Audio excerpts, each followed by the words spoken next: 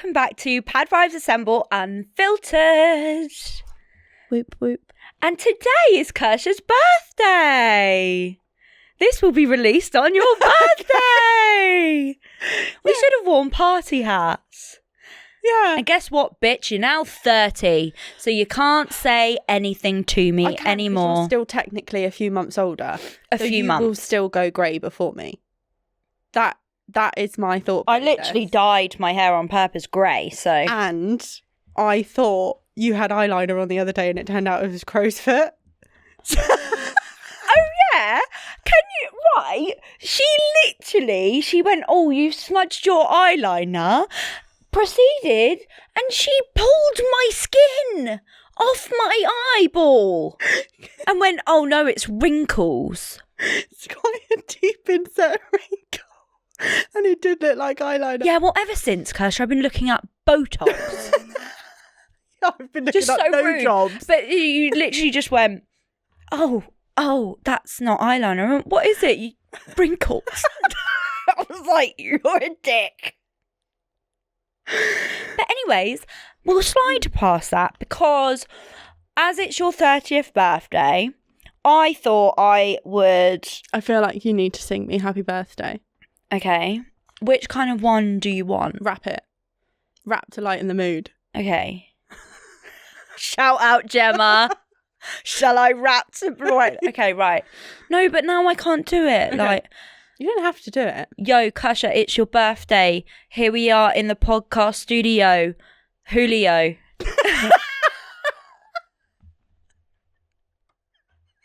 You are my best friend, Fulio. Julio and Fulio. That's all I can Sounds think like of. a Spanish romance Studio. I don't have a Cluedo. Anyways, so I've been umming and ahhing about because I couldn't go and pick up the thing to give it to you, but I've been, do you know, your birthday present, I'm going to give it to you on the studio, but I couldn't go pick it up to give to you. Yeah. So, but it's fine. I have a surprise for your 30th birthday that I've been keeping from you, that I've told everyone but you. Even Darren knows. Darren knew. So I am just going to show you the phone of a picture of it. Right. It's not going to have the same effect, but just pretend. Make believe, okay? It's your birthday. So there you go. So should I give it to you or should I read out what it says and then give it to you? Give it to her. Okay.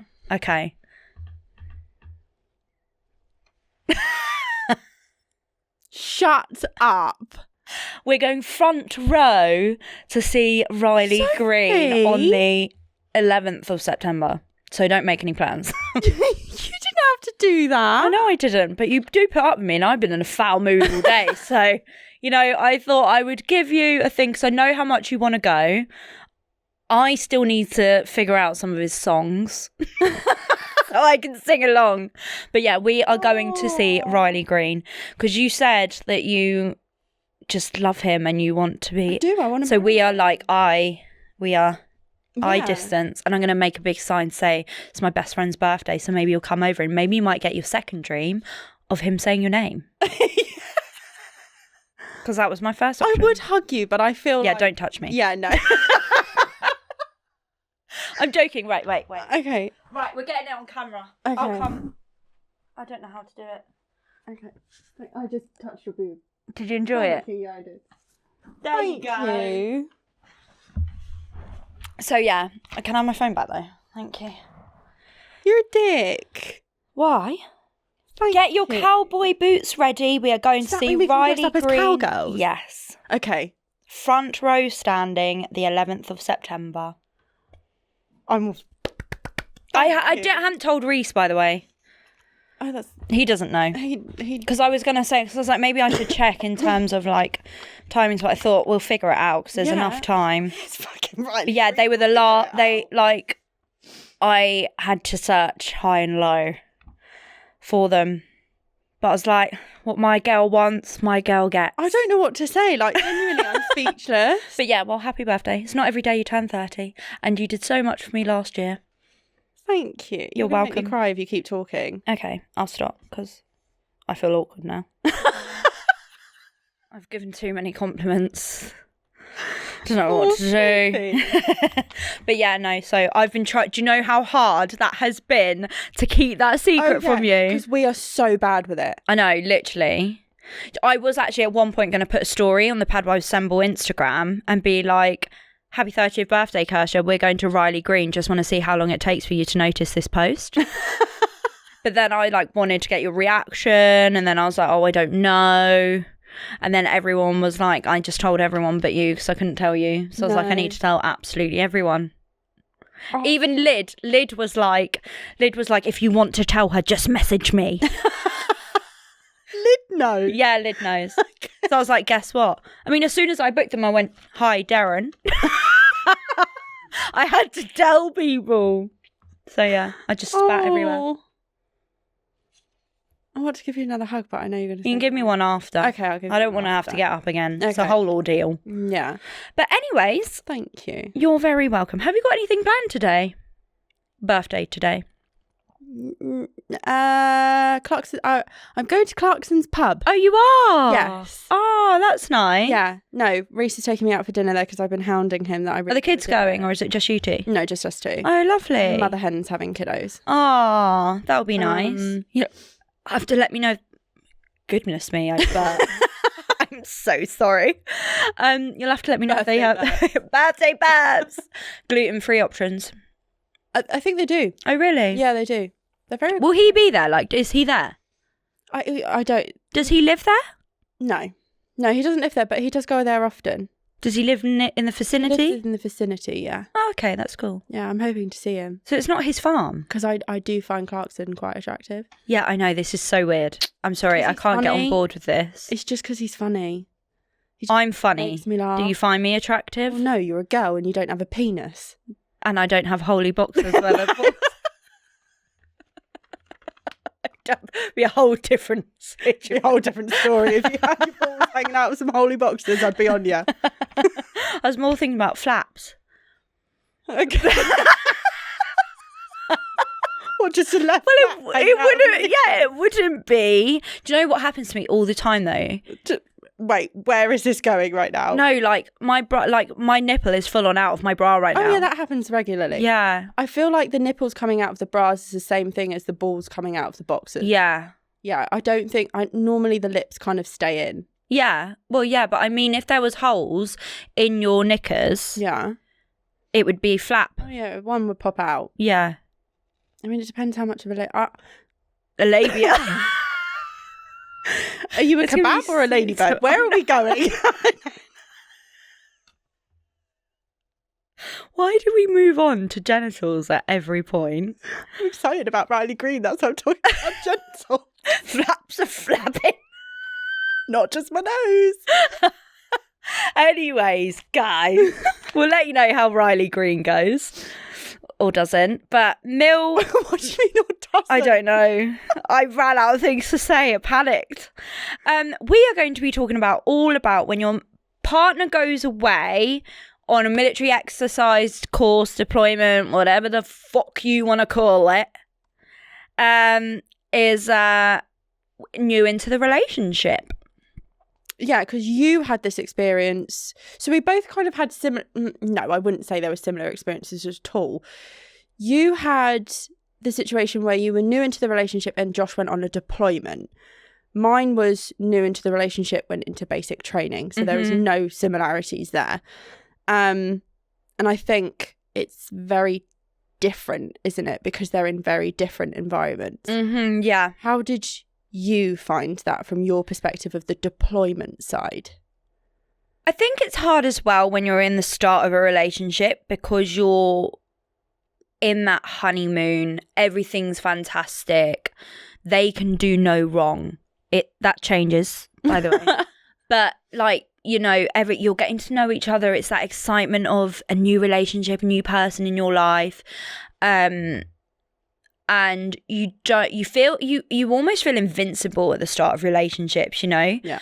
And then all of a sudden you get your first taste of military life and you're like, so many things happen. It's like, oh my God, I'm going to miss them so much, but it's their job. And then it's like, can I do this for the rest of my life? Can I cope with this? Yes.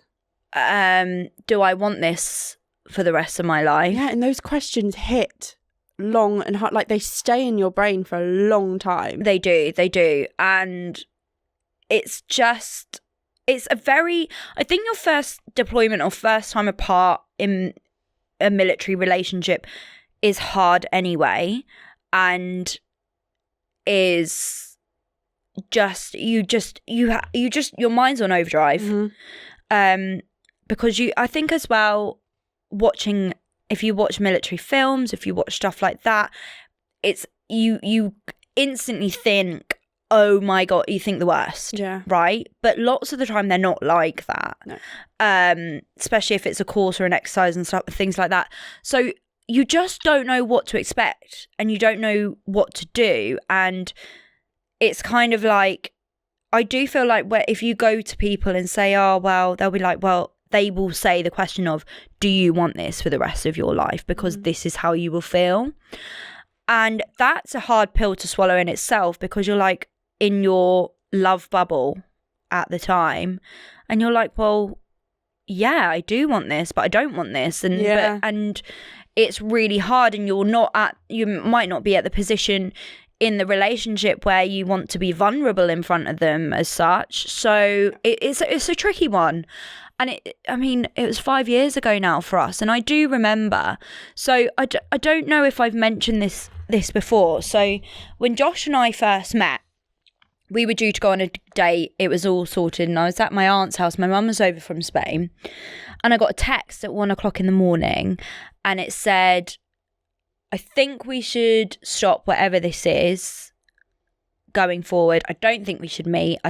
I think we should remove each other on social media and just cut all ties.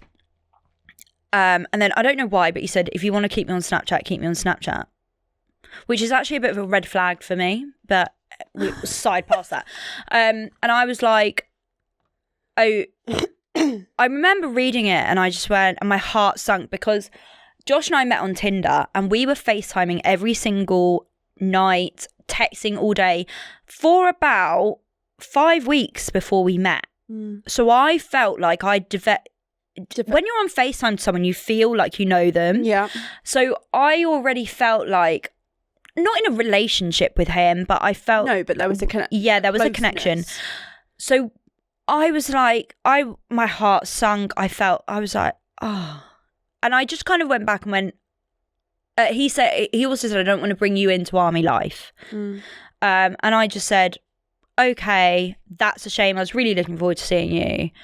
Let me know if you change your mind. Yeah. And then we didn't speak for like 4 days or whatever. And he posted a picture in his camo on Snapchat. Your girl's flap slapped. Stop with the flappy flaps. And I was like, oh, he looks really fit. And I sent him this long ass text. Now, I'm telling you now, Joshua, I know you didn't read that text because it was really freaking long, and you called me within like seconds of me sending it. So I know you didn't read it, but he obviously got the gist, because I was like, I know you don't want to meet, you don't want to bring me into army life, but that's my decision. I feel like we've got a connection. Why don't we meet up? If we don't, we've got a good friendship out of this, because we were talking every single day, every second. And he called me and he was like, I regretted sending that text. Like, I was just worried because I found out that I'm potentially going away, and we're in the beginning of the relationship, blah, blah, blah. And I was like, no, I totally get it, but I want to give this a go. Like, so, and then we went on our first date, and ever since we've been together. But I get it from his perspective. He didn't want to hurt me. And even though I said, it's my decision, I'll be fine, all that jazz, even when he said, I've got the confirmation I'm going on this date, my heart just went into a million pieces. And I was like, and I remember I was at work. This was pre-COVID at this point. I was at work, I was in the office, and I was sat having lunch with Chloe and a few other girls, and I just started crying. And I was like, and I then went, why am I crying when I've only met this guy a few times? Why am I crying that he's going away? We're not officially together. Yeah, we're just seeing the feelings are real. Yeah. And I remember a friend of mine, Danny, her partner had just left the army. And she was like, I'm not going to say much because I know how you're feeling all too well, but you were in the early starts of the relationship. You do need to think about, because this is what it's like, think about how much you're hurting right now. If you're 10 years down the line, how much it's going to hurt. Yeah. So she was like, I get it. And I know that my comment doesn't help you in that way, but do think about yourself before you go any deeper into this. And you do so many things go through your mind. And I mean, to be fair, it was a horrendous period of time. We had COVID going on, various different things. At one point we had no contact, and there was various things in the news, and I was panicking, and I wasn't even LTR on JPA, you know. I was not the person they were going to call. I was not anything like that. And I was in pieces. And I remember having my phone on my desk at work, and I was checking every time. And I was texting his mum because we were in contact, and I was thinking, oh my God. And the only thing that was going through my mind was, I haven't told this person I love them. Yeah. And I know this is all very dramatic, but you don't know what to expect when you're new into the military life. And then I was thinking, so I went, I haven't told this person I love them. And then I thought, oh my God, why would I tell them that I love them? Because we were official at this point, but, you know, we've only been official for like 2 weeks. We've been gone 2 weeks at that point or something. And then you go, oh, maybe I do love them. Do I love them? Don't I love them? Or do I need to tell them I love them just in case? Like, there's so many things, because the media and films and TV programs play on that. And it's it's not dramatized, but it is to an extent, or dependent on what you're watching. And your mind is just on overdrive. Yeah, it just goes on a whirlwind. And I think... And you have no support. At that point, you haven't got your connections within the military community, because it's all very new. No. So you feel like you're not heard. You feel like you're misunderstood. You don't have people to turn to. And that was also why I wanted this podcast to be, for like, when you have no one, that you feel like you're on your own. You're not on your own. You've got us. You can put on the podcast, have a giggle, or message us, or whatever. And it is a whirlwind. And I know everything in military life, deployments, moving, solo parenting, everything that comes with it is a roller coaster of emotions. But nothing will ever prepare you for that early on deployment in a relationship. Won't. Because the thing that you kind of have to get to grips with when they go away, like, you still, in the early points of the relationship, haven't figured out your communications between each other, like how you communicate with each other, how you put across your feelings, how you put across your frustrations. That sort of stuff comes very much later into the relationship. Whereas then you don't know how, like, you haven't figured out how you communicate. Have you just said that? Yeah. Oh. But you can't, and then when they go away, you then have to figure the fuck out of, how do I read how they're texting me, right? Because you're so new into the relationship, or new into the military life, when they text you with a short text, you could think, oh, have they gone off me? Yeah. Why are they talking? They've never spoken to me like this before. Why are they all of a sudden talking to me like this now?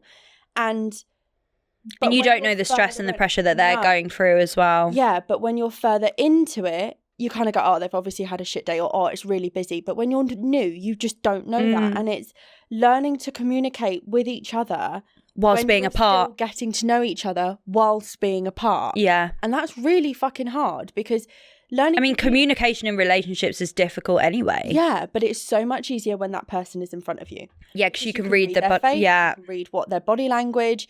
But again, when you're learning who each other is, put a deployment on that, or put them going away for basic training or whatever on that, and then trying to navigate the relationship at the same time without a tribe of people who get it around you, because you're still not integrated. Yeah. And then trying not to react to the small things, because you're like if they do text you in a certain type of way, you're like, well, fucking hell, what's wrong with your fucking problem? Yeah. But you don't know what's gone on with that, and some people don't know how much time they have to. And you don't know. There's a lot of just not knowing. And that's the problem. Yeah.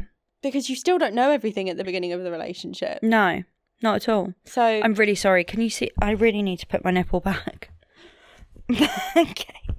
I was worried that it'd get like cold. It was saying hello for a while. Okay. What? And you were just going to let me carry on? Your hair was covering You're a it. shit best friend. No, I'm not if I'm letting your nipple hang out. That's like past best friend stage. Yeah, I know, that is so true. And I do think as well, you got the fear of getting attached too soon or not quick enough. Like, people still... everyone says it's kind of a known thing that things happen really quickly in the army or military relationships. Like, Josh and I were engaged after 9 months. You know, things move quite quickly. And I do get it from the serving person's perspective as well. But sometimes I think it can be like a worry in a new relationship. Like, am I getting attached too soon? Yes. Yeah, no, massively. Because the other thing that people ask us about is tips on how to... I think we actually had someone ask about tips on how to make sure that the relationship doesn't fizzle out. Mm-hmm.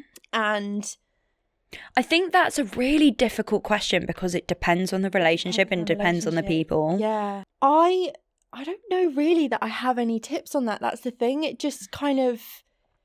It just stayed. Like, the conversations stayed. Yeah. You know, there was a few drops of certain things to send messages, and but there's no contexts. Yeah, I think as well though, obviously marriage and relationships are things that you work on, and you've got to make compromises, and you've got to do this, that and the other, and you've got to be mindful of the other person, and you've got to work on it.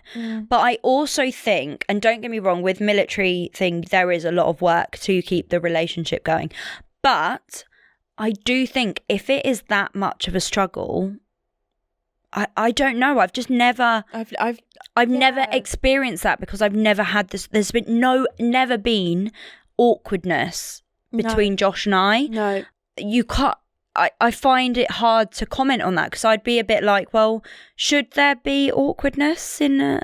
Yeah. Maybe at the beginning because, again, getting to know each other and stuff like that. Like, no, I didn't. That's why I don't know how I could give tips on that because I never had that issue. I mean, we do get other questions of how do I kind of maintain the closeness or whatever and stuff like that. You can just send little messages here and there. You can just send cheeky little nude, yeah. You know, voice flaps hanging out the boxes. But like, I'll tell you what, the one thing that I did love when Reese was away on a deployment is e-blueies. I don't even know what they are. No, I don't know if they're a done thing now. I'm not sure. It's been a while since he's like last been deployed. But e-blueies is... What the fuck was that? I'm trying not to yawn. That was caught on that. Yeah, but I'm just going to... Every time I yawn, it's just going to be on you. I'm not yawning. Yeah, but I'm going to make sure it zooms in on you. Oh, right, okay. What was I saying? E-blueies. Oh, yeah. See, I do listen. They maintain the closeness because writing letters, I think, is a lot more personal. And I've kept them as keepsakes. So Josh and I, we both... When his first deployment, we got like, you know that I'm into like my witchy stuff and Josh likes Lord of the Rings and all that kind of stuff. So we got these like leather bound notebooks like with parchment paper and got a quill and ink. And when he was away, I would write in it. I wouldn't send them, just write in it. So when he does the same, like when he's on exercise, he writes in his little notepad about his day. When you told me that and showed me them, not all of them obviously, but that is the cutest fucking thing. I know it is. In his little flip chart notebook. So cute. But like we wrote that and then we swapped books when he came back. So I got mine and then we'd read them and that was really nice. But one of the things on here, it says, feeling like an outsider to the military world and unsure where you fit. And throughout those times, managing anxiety during long silences, drop calls or unexpected schedule changes. Yeah. There's nothing we can say to you to prepare you for schedule changes and dropped calls. There's nothing. And I'm not going to sugarcoat it for you. It's just one of those things that you adapt to. and it is, you just kind of, it becomes your norm. like I said in another friggin' episode, if I can do it, then anyone bloody can do it. I'm not going to lie to you. Like, the thing is Sophie is right. There is no way that we can kind of give advice on it. Again, it comes down to that thing of you just do it. Yeah, and it you just happens. It's what works for you. Yeah. And, you know, another one is wanting to support them fully, but also honouring your own emotional needs.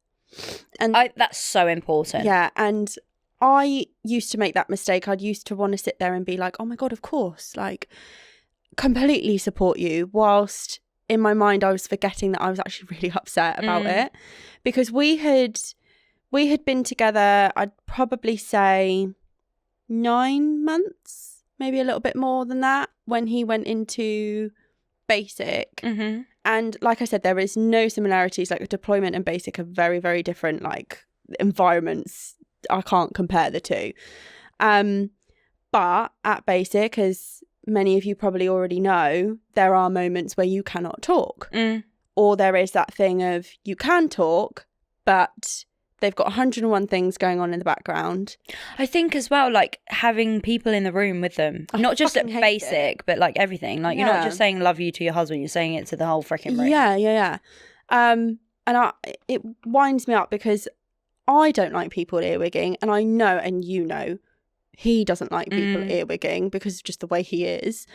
It's just, it is, that part of it is hard as well, because you're both trying to show emotion, but at the same time not show emotion. You got anything else? Just gonna sit and stare. Come at me. What about the balance between independence and loyalty when you barely know your role yet? That's a good one. Without prying. Mm-hmm. And it also says, like, wondering if the connection is real or if distance is amplifying emotions. That's a good one. Yeah, because, I mean, do you find that? Distance will well, it's like I said, like, do I love him? Do I don't? Do I say it? Do I don't?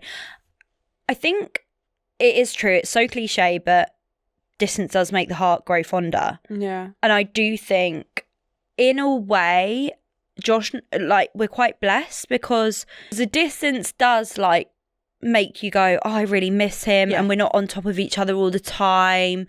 You've got the kind of that, and I'm not saying I enjoy us being apart because I really don't, but it also has made us stronger. Yeah, like the relationship stronger. I think the emotions are real. It's hard to tell at the beginning.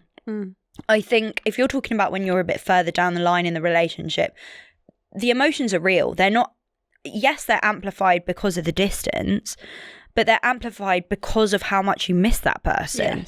Yes. It's not that the feelings aren't real. No. In my opinion on that. No, I get that, because, like, obviously if you're missing someone, then that obviously means that you feel something there. Yeah. But actually, there's another one that I wanted to touch upon, is feeling insecure about where you stand in their life whilst they're away. Yeah. Especially when it's new, because you don't know if they're going to turn around one day and just go, oh, do you know what? Because I'm done with this. So fresh, yeah. Should we just carry this on or should we not? Yeah, 100%. And if you're sat at home being loyal and you're waiting for them to come home and then they call it quits, you know, it's hard, and then you wouldn't get the closure that you need. Because they're still away. Yeah. Yeah. That's a hard one. That is, but it is an insecurity, isn't it? Because if it is still a fresh relationship, there is that thing where you think, shit, because they're away for so long, could they just turn around and go, oh, no, sack this off, we're not that far in, it's not worth it? They could, but so could the person staying at home. Exactly, that's what I mean. Yeah. Yeah, it is fucking hard. And I think as well, I know I've said it before, but, you know, it says try and stay strong for them, but privately feeling overwhelmed and not knowing where you fit in the military lifestyle, because if you're new in the relationship, you're not in military housing, so you're not surrounded by military people. It's still fresh, so you'll have all the people that do say, oh, this is what it's going to be like, and all that kind of stuff. So it's hard because you haven't found your people who get it. Yeah. And we say it all the time and we sound like a broken record. But when you find people in the community that get it, you feel so heard and so seen. Yeah. And it's not that your other friends aren't there for you. It's just a different kind of connection and understanding. Yeah, agreed. But that's all I've got on that. Like, I think it's really fucking difficult to kind of go into that one. It is, 100% it is. And because I do think it's based, like you said, on the relationship. Yeah, how new is new? Because Josh and I have been together officially for 2 weeks. But some people new is still kind of 6 months. Oh, we've only been together 6 months. So, you know, it depends on where you are, depends how long you've known each other for. Is it a new relationship like you've just met, or were you friends before? Like, it's just, there's so many aspects to it, and it's difficult. It is difficult. It's not an easy lifestyle. No. We know that, but it's also there's so many opportunities. We did a few episodes back, we did favourite things about being a military wife and all that kind of stuff. Like, there's pros and cons to everything. And there's pros and cons to being in the military lifestyle. But, you know, from personal opinions as military spouses, it is worth it. Yeah, 100%. No matter how much fucking frustrated we get all the time. Oh, yeah. It's still worth it. And anyone who tells you can't be frustrated, get in the bin. Yeah, suck a dick. Holy boxer. Through the hole. Yeah. You've definitely done that, haven't you? We just go put you on your holy boxers while I do that. No. Yeah. Anyways, have you gotten ick? It's ick of the week. Yeah, I do. It's you fucking yawning throughout the entirety of the episodes. God forbid a girl is tired. It's when you try and stop the yawn and the face is like that. It's a... No, and the flared nostrils. I actually thought you were going to try and bite the mic with That's it. That's my ick. That is actually your ick. That is actually okay. So my ick again is a London one. Okay. And it's not really an ick. It's more of a what the fuck are you doing? Observational. So I was walking to the Bakerloo line, and there was some bloke. And don't get me wrong, not his fault that he was sweaty, but he was very sweaty. He was like looking at his ticket. Sorry, did you? I'm sorry. Did you just fucking yawn and try and hide it after calling me out on an ick? I realised it was coming and I thought, don't let her see it, don't let her Yeah, well, I fucking did. He was like looking at his ticket like that. And I shit you, like he put all his weight in his shoulder and like pushed into me. Oh, is this from your voice note? Yeah, so I like went out of the barrier. So he pushed me out of the way so he could get in the barrier. And I just went, nope. Like out loud, grabbed my elbow, shoved him back across into his barrier. And I went, what the fuck are you doing? And he went, what? And I went, what the fuck are you doing? 1, why did you touch me? And 2, who do you think you are shoving someone out the way? And he went, oh, what? Do you want to come here, say it? I said, stay there. Once I get my ticket fucking through, I will come through the barriers and I'll fucking say it to you face to face if you want, mate. And he was like, yeah, come on then. I was like, ha, don't fucking test me. Don't. And his son, I think, was with him, was like, oh, come on, Dad, let's just leave it. So you were going to have a full-blown fight with a guy with his kid. I mean, the kid was like my age. Oh, right, okay. Yeah, it wasn't like a 6-year-old, you know, out for the day. Housewife family. Co-host beats the shit out of some guy. No, but I just thought the audacity. And I looked at him and I was like, no. No, like, I don't like going on... How do you not have any manners? No, the thing is, I don't really like going to London because of that reason. I don't either. But it was like full-blown, full whack, like full body weight into me. I don't like people anyway. I don't like being touched anyway, let alone from a sweaty ass stranger. Yeah. Don't think anyone likes that. No. It was and then he was rude about it. Yeah. And like coming back sorry. to just be like, oh, I'm really sorry, I wasn't paying attention. I would have been like, no problem, absolutely fine. Did you check your clothes for a sweat afterwards? No, I thought I smelled of damp. I actually thought I smelled of damp. You know, that weird, like, musky smell? And then I was like, maybe I just haven't tried my clothes properly. Let's not blame him for everything in life. But no, I was absolutely raging. No, you were. And then I was also like, Sophie, you need to watch your mouth because he could be dangerous. Yeah, maybe not in London. No, but like at that time, full anger, just autism meltdown came out to play. Yeah. And I thought you I could was have just said sorry. Mike Tyson. Okay. Yeah. Not the one. No. Didn't do it. What is that? I took that of you when you were over my house and I sent it to your husband. Why does it look like my tummy's a bum? That's your tit, you twat. Okay. Hang on. Just to clarify, it's not a naked picture when you're like, why does my tummy look like a bum? Oh, yeah, no, it's just me slouched on her sofa. Yeah. Am I the arsehole for texting his girlfriend from his phone while he was in the shower? Absolutely fucking not. But also, if you know he's got a girlfriend, why are you in bed with him? She might not yet. Oh. She may have only just found out that. Okay, this is probably crazy, but I don't care at this point. I, 18 female, had a gut feeling for weeks that my boyfriend, 28 male, was cheating. Like he started taking his phone everywhere, even into the bathroom just to pee. 20 what? 28. How old is she? She's 18. Okay. Well, who are we to judge? Was cheating. Like he started taking his phone everywhere, even into the bathroom just to pee.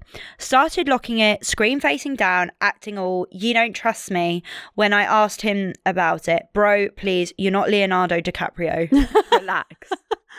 So last weekend we were watching some dumbass show on Netflix and he went to the shower, left his phone on the couch. I stared at it for a full minute like, okay, God, this is my moment. I opened it. He still uses his dog's name as a passcode. Can I just name? Mine's numbers. Samsung, Android. And boom, top of the screen, can't wait to see you again, from a contact named Alicia Yoga. It's always a yoga, bitches. This man does stereotyping right now. Yeah, no. This man doesn't do yoga. I opened the chat and my chest literally started pounding like I was having a seizure. She's been over, like in our apartment, and she said, wish I was waking up next to you again. And he replied, soon, babe. I literally dry heaved into my hoodie. I don't even own a hoodie, but it was his and I felt possessed. This is bizarre. She's 18. Yeah. So I did what any fragile, unhinged bitch would do. I texted her, hi, babe. This is actually his girlfriend. We live together. Just wanted to say hi with a kiss and then blocked her from his phone. Didn't even delete the convo, left it wide open on the screen like Exhibit A. Iconic. But I also wouldn't have blocked her because I'd want this bitch to reply. No. But also, we say this bitch, she may not know either. Yeah. He came out of the shower and went dead silent when he saw it. Didn't say a word, just looked at me like I'd hijacked a plane. Then started saying I invaded his privacy, like, sorry I intercepted your little dick rendezvous, okay? Anyway, he's now crashing at his friend's place and keeps texting me, we need to talk. But I don't know, am I actually the arsehole for snooping or nah? Because I do kind of feel nuts, but also yoga, ? I don't think you're the arsehole. No, she's not the arsehole. He's the arsehole. Yes. He was very quick to try and put the blame on her that she was invading I his love privacy. the enthusiasm of the Reddit. Yes. I really enjoy that. There's a lot of detail. But no, she's not the arsehole. He's the arsehole. No, she's not. But also, I really want to know what this girl would have replied. Yeah, I wouldn't have been able to block. No, I would have had a full-on conversation with this girl, or like FaceTime, like, hi there. Yeah. Yeah, because he's been very clever and managed to twist it that she was invading his privacy. Yeah, that's what narcissists do.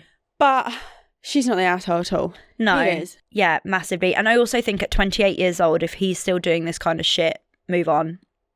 Yeah. Like, you're 18, you got your whole life ahead of you, you know. You don't need go and shag some military men on a night out. Happy days. Go and live your best life. Which site, Soph, was it? Which site? Which RAF place was it? You mentioned it before anyway. Northolt.